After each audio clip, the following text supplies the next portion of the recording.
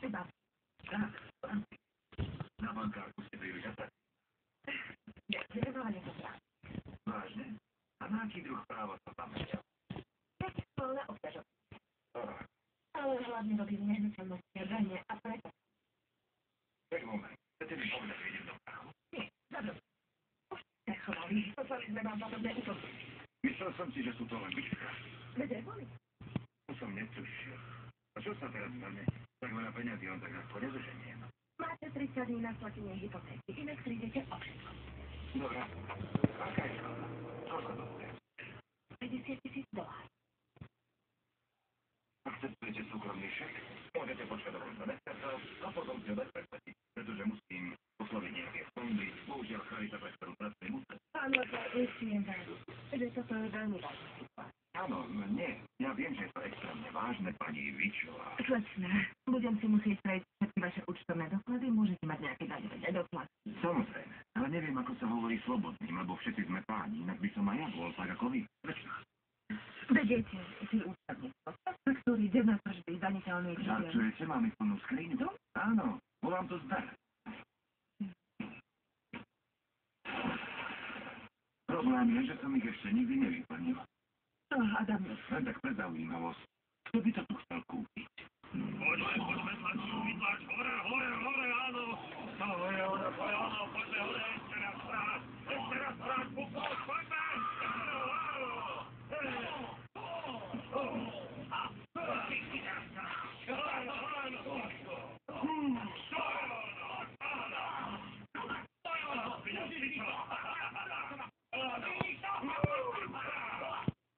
Nebo príjemne skôr. Dá sa baviť na stavkla. Pridaj vekýváva aj ženské šatky mody. Áno, pane. Občerstvenie? Mám proteínové doplnky, prehánadlo. Alebo si dáš hurvíkaci? Neďakujem, snažím sa obmeniť. Ale dobre, je to... Viem, čo chceš. Poď so mnou. Ahoj, Briana. Tak trabaste mi na roce ulici, že jo? Hej. Dobre. Neužívaj sa prepor.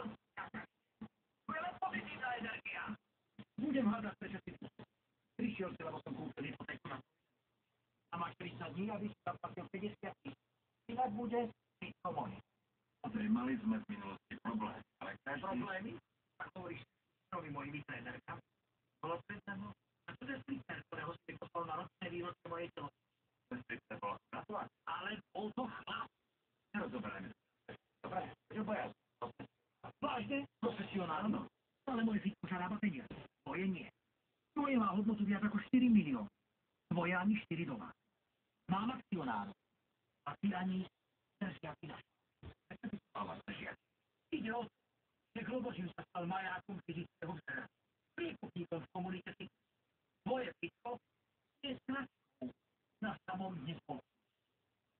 Vieš, Peter, už od narodenia mi ten svet nič nedáme. Vypípal som si telo a tento chrám som postavil iba vďaka mojej pevnej vôli a širokým vlasom. A tiež vďaka dedičku po otcovi Earlovi Goodman. Takže ak sa rozhodnem spúdať svoju telocvičňu a urobím tam parkovisko pre svojich členov, nech je tak. S tým nemôžeš nič urobiť. Za 30 dní tú stopu, ktorú ty nazývaš telocvičňou, zrovnám zo... A môžeš iba dúfať, že ty a banda bastardov nebudeš sa